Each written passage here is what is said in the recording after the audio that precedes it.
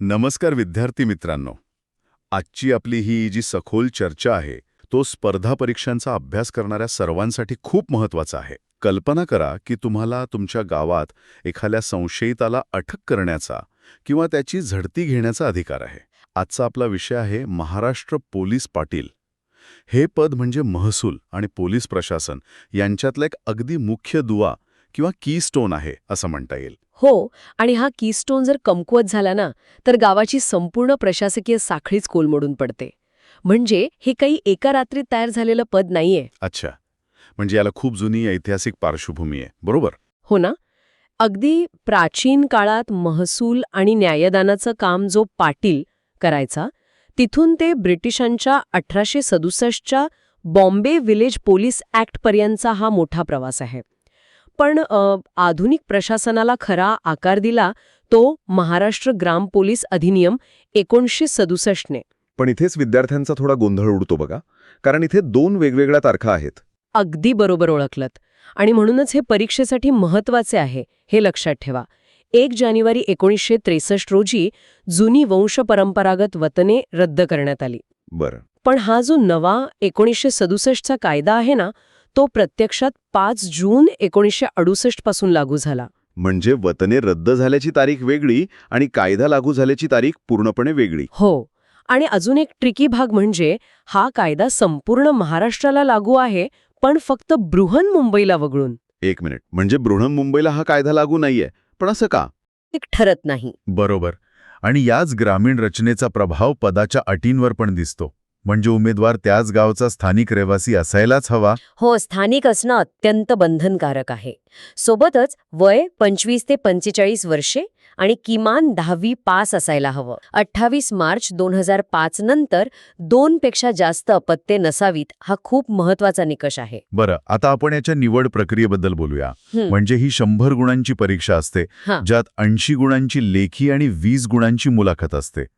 लेखी परीक्षेत तुम्हाला किमान 45% गुण मिळवणं अत्यंत बंधनकारक आहे. म्हणजे 80 पैकी किमान 36 गुण मिळवावेच लागतील. हो ना. जर 36 गुण मिळाले नाहीत तर उमेदवार थेट प्रक्रियेतून बाहेर फेकला जातो. त्यामुळे परीक्षेसाठी हे महत्वाचं आहे. 45%चा निकष सगळ्यात क्रिटिकल आहे, हे लक्षात ठेवा. आणि अभ्यासक्रम पण खूप प्रॅक्टिकल आहे. सामान्य ज्ञान, बुद्धिमत्ता व गणित, मराठी व्याकरण आणि चालू घडामोडी. बरोबर. कारण तुम्हाला गावात काम करायचंय. स्थानिक लोकांशी संवाद साधण्यासाठी उत्तम मराठी भाषा यायलाच हवी. आणि आजूबाजूला काय चाललंय हे समजण्यासाठी चालू घडामोडींचं ज्ञान हवं. नक्कीच. हा अभ्यासक्रम त्यांच्या दैनंदिन कामाशीच थेट जोडलेला आहे. आता कामाबद्दल बोलायचंच झालं तर प्रशासकीय उतरंडीत नेमका क्रम कसा असतो? एकदम सोपं आहे.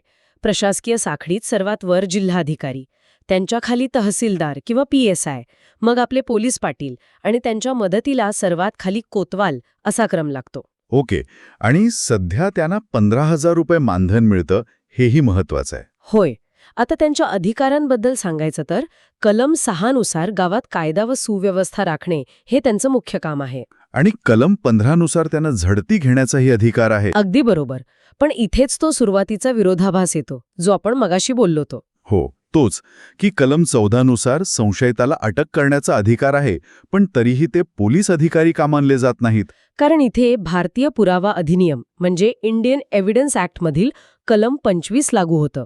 कलम 25 नुसार पोलीस अधिकाऱ्यासमोर दिलेली गुन्ह्याची कबुली न्यायालयात ग्राह्य धरली जात नाही. आता पोलीस पाटील हे काही पूर्णवेळ पोलीस नाहीत. म्हणजे ते एक प्रशासकीय अधिकारी आणि पोलिसांचे मदतनीस यांचा संगम आहेत. अगदी बरोबर. त्यामुळे पोलीस पाटलासमोर जर कोणी गुन्ह्याची कबुली दिली तर ती न्यायालयात थेट पुरावा म्हणून चालत नाही. हा एक खूप मोठा न्यायालयीन फरक आहे, जो विद्यार्थ्यांनी लक्षात ठेवायला हवा. म्हणजे त्यांचं मुख्य काम गुन्ह्याचा तपास करणं नाहीये, तर परिस्थितीवर तात्काळ नियंत्रण मिळवणं आहे. म्हणूनच कलम 13 नुसार गावात अनैसर्गिक मृत्यू झाल्यास त्याचा प्राथमिक पंचनामा करण्याचा अधिकार पोलीस पाटलाला दिलाय. ते प्रशासनाचे गावातले पहिले डोळे आणि कान असतात. आणि आजकाल हे कान आणि डोळे अधिक तीक्ष्ण असणं गरजेचं झालंय. कारण आता काम फक्त बांधावरचे साधे तंटे सोडवण्यापुरतं राहिलं नाहीये. नक्कीच.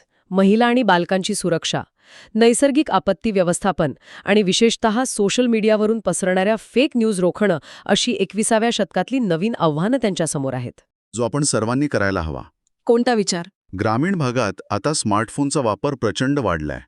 ज्यामुळे डिजिटल फसवणूक आणि सायबर गुन्हे पण गावागावात पोचलेत. हो, हे तर आहेच. ते पाहता भविष्यात पोलीस पाटलाच्या कायदेशीर अधिकारांमध्ये तंत्रज्ञान आणि सायबर सुरक्षेचे विशेष कायदे जोडले जाणं किती गरजेचं ठरेल. अगदी योग्य मुद्दा आहे. हा बदल नक्कीच एका नव्या प्रशासकीय क्रांतीची चाहूल देईल. नक्कीच.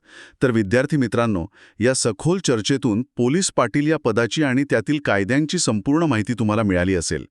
या बदलत्या प्रशासकीय आव्हानांचा नक्की विचार करा आणि तुमचा अभ्यास असाच सुरू ठेवा.